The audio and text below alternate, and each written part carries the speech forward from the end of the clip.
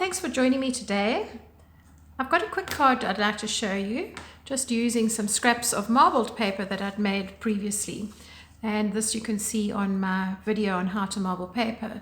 So I've cut a strip of my marbled paper, and you'll notice that there's a sort of fairly blank area here, and I'm going to use that to my advantage.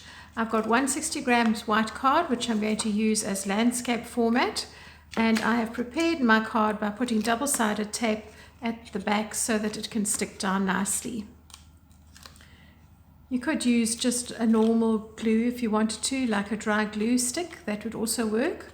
But I like just the ease of the double-sided tape. It's not so sticky, and I find that that helps me. Otherwise I do tend to be an all-hands-in kind of gal, and before I know it I'll be sticking all over the place. Right, so to help me get this on as accurately as I can, I'm lining it up with my cutting mat. Sorry, let me move this where you can see it. And I'm just going to look at my spacing here. I want about 1 centimeter up from the bottom. There we go, just like so. And I'm going to stick that down.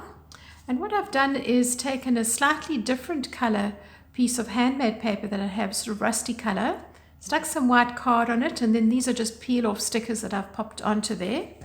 And I'm now going to lift this off. This kind of handmade paper is slightly more fluffy than regular paper because the fibers stand up a little bit more. They're not compressed through rollers. So you might find that if the tape does start lifting, you just need to really burnish it down or rub it down with a sucker stick or the back of your fingernail, just to make sure that it doesn't fluff up as such. And now I'm going to use this section here to place my sentiment, because that's just plain color. And